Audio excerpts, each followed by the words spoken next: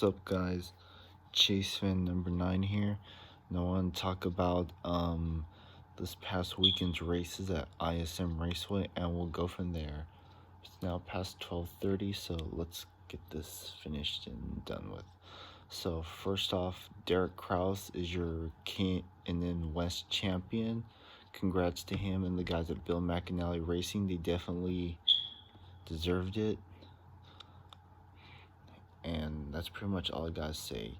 Next year, if Haley Deegan is in K&N West full-time next season, I think she'll have a shot at the title, because what do you know, third time's the charm. So yeah, but anyways, let's talk about the races of this past weekend. So Friday, the truck race was actually one of the better races this weekend, and if I had to rate it, I would give it like a 7 out of 10, because there could have been a little bit more action toward the end there with some cautions, but hey, sometimes you gotta have things play your way if you want to make the final four.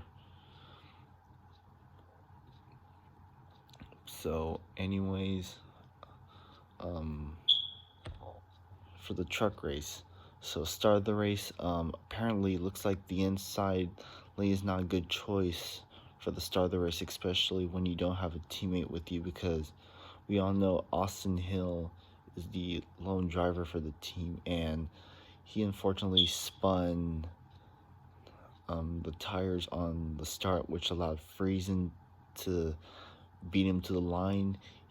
Stuart Friesen ended up getting penalized for that, but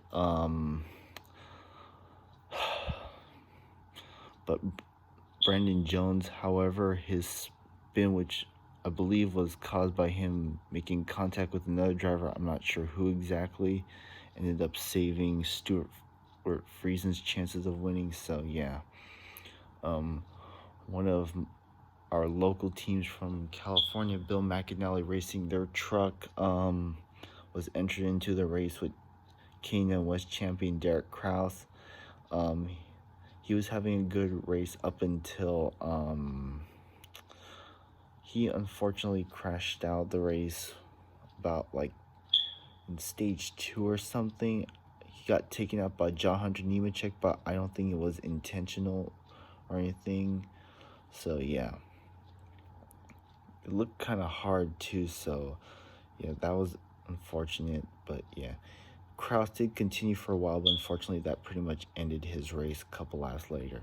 Nemechek, however, I guess you can say got karma from it, because he ended up crashing later. So yeah, but anyways, there were some non-playoff drivers up there contending with the final 6, like Ben Rhodes, let's see, Enfinger, Sauter were up there. Gilliland, I think, was up there along with Burton, but I don't think he had a race-winning truck. Brett Moffitt, was up there, but I don't think. But the thing is, I don't think he was close to having a race-winning truck. So yeah. But Stuart Friesen sure did, especially for the fact that he had a long-run truck in the end there. So yeah, I wasn't surprised Friesen was up there. Speaking of which, the two drivers that had issues at the beginning of the race, both Friesen and Brandon Jones, both found their way up to the front, and I was very surprised that Brandon Jones managed to battle, or should I say, take the lead from Friesen with 5 to go. But like I said, Friesen had a better truck, and Friesen managed to hold him off and everyone else for the win.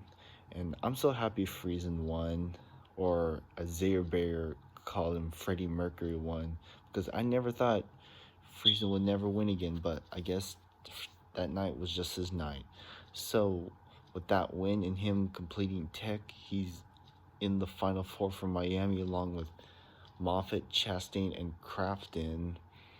So yeah, but unfortunately, the title hopes for pole sitter Austin Hill and Tyler Ankrum, who I think is the underdog throughout this whole playoff situation for trucks, unfortunately got eliminated. But I think they'll be back stronger than ever for next year. Besides Austin Hill, he sure does definitely deserved that 16 truck. And I believe Hill will be in the Final Four for next season. Let's cross our fingers. So yeah. Anyways, moving on. Xfinity race.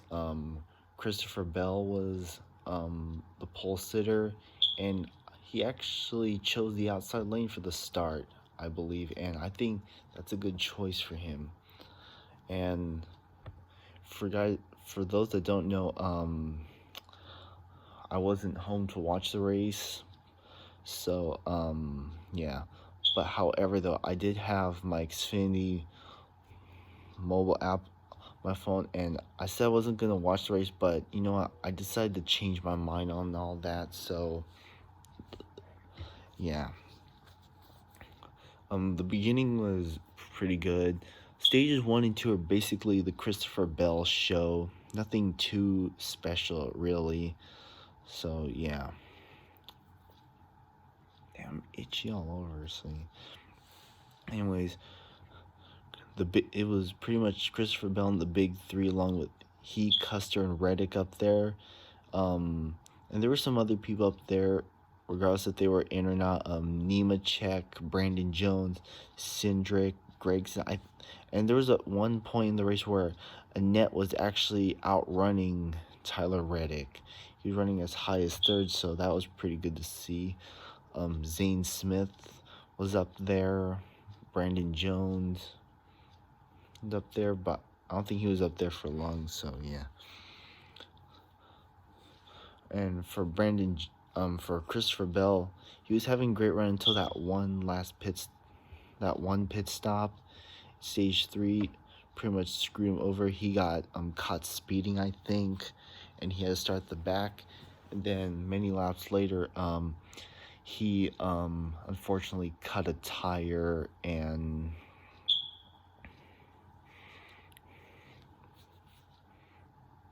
yeah, his tire basically went down turn 2, and basically that pretty much ended his chances of making a comeback through the field. I believe he finished 20th one lap down, so yeah. But out of everyone, I think one driver that had a chance of... Oh wait, I remember. At the beginning of the race, I remember that Riley Herbst, who had been recently announced to drive the 18 full-time in Xfinity next season, fortunately crashed out of contention early on in lap 12, so that ended his chances. He did finish the race, but he was like 30 plus laps down or something, so yeah, that pretty much ended his chances. But I don't think... I think he just has potential, but thinking about him, I'm not entirely sure about it, so yeah. Anyways, out of everyone, I think the guy who had a shot beating the big three at ISM was Justin Allgaier. And when we got to Bill McAnally's race shop there up in Roseville that way, I tell you, I have to give credit to my mom for letting us stay and watch the race, so yeah. Anyways, Justin Allgaier got the lead on the last restart, and he was pretty much gone. And I was just hoping, praying, please no bullshit, because he's been screwed over the last couple races that he should have won, like the 2 Bristol races, Indianapolis and Dover last month, so yeah. And I started shaking when they started talking about the fuel issue. I'm like, please don't run out of fuel on me. I believe Allgaier can make it. And besides, usually at Phoenix, drivers save a ton, so yeah. But however, though, there was lap traffic, which allowed Cole Custer to catch up to Allgaier, and that also made me even more nervous, so yeah. But thankfully, the fuel held up, and Justin Allgaier managed to hold everyone off and win at Phoenix. And this is his first win this season, and his first in over a year, dating back to Indianapolis last September last year. so happy for Allgaier because he hasn't had a lucky break up until that point. Should have won the 2 Bristol races. First time engine, the other tire went down while he was leading with 10 to go. Should have won Indianapolis but couldn't because of the cup leach. Could have won Dover, but caution after a late race pit stop pretty much screwed him out, and he basically ended up finishing second. I like how he's being consistent, but he just hadn't been able to catch the win. But I think it was decent enough. But anyways, yeah, I'm happy that Allgaier won. So with that, he joins the big 3 in the final 4 for Miami, and the rest is his. We'll go from there. So yeah. Now we move on to the Cup race, which, oh boy, that was an interesting one for sure. So Kyle Busch wins his first pole this season, his first pole, which I'm kind of shocked that he hasn't this season. Leads the field to green for the Blue Green Vacation 500, and that race was pretty interesting. Kyle Busch led the first 69 laps of the race, and after that he was nowhere to be seen again. First caution was for Ricky Stenhouse, who crashed out as usual.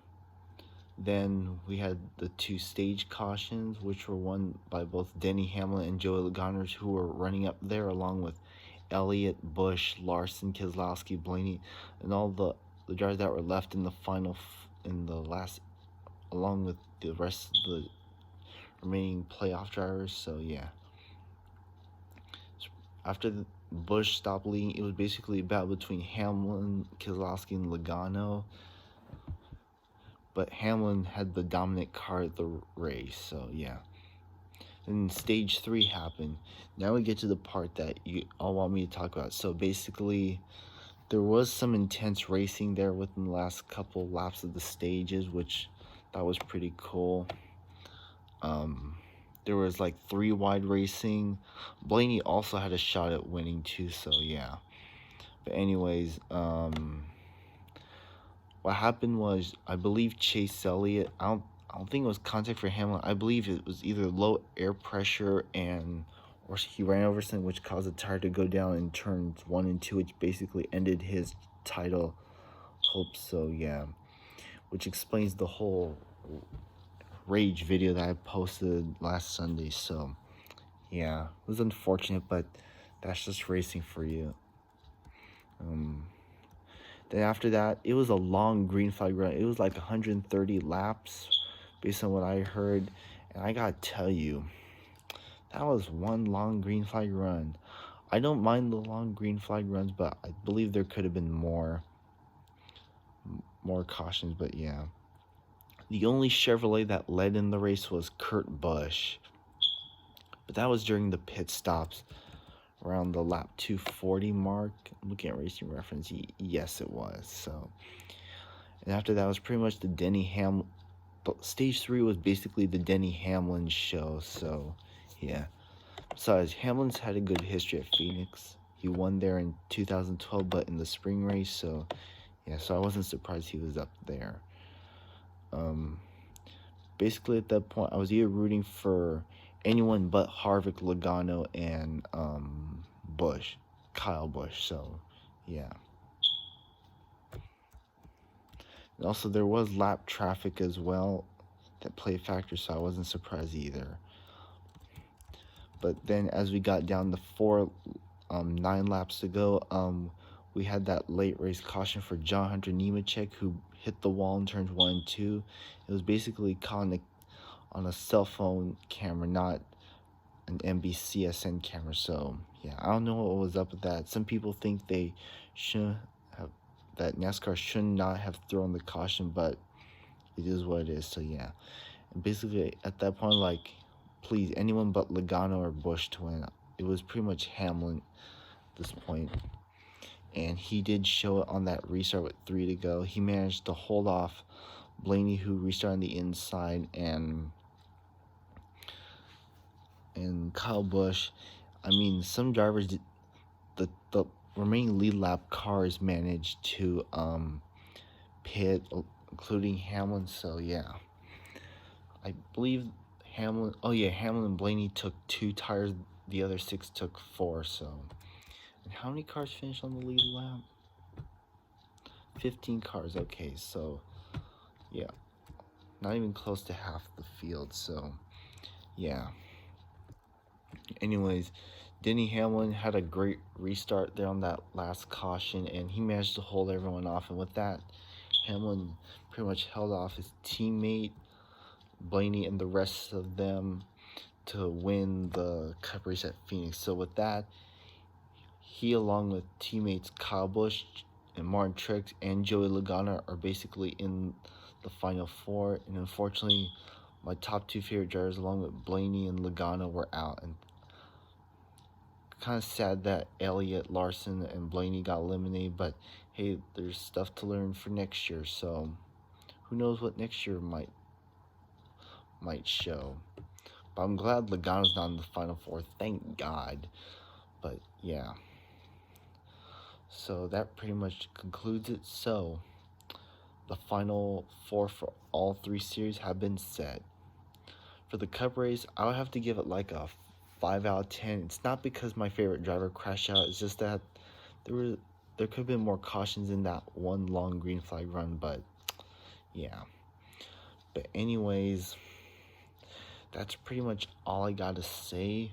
It's time to see who our champions are this weekend, or for this upcoming weekend. Thank you guys for watching. This has been Chase Fan number 9 here. Make sure to comment, like, and subscribe. Hit the bell down below to get notifications for all my videos. And with that, I'll see you guys all in my next video. And until then, have a good one and peace out. Alright, goodbye everyone.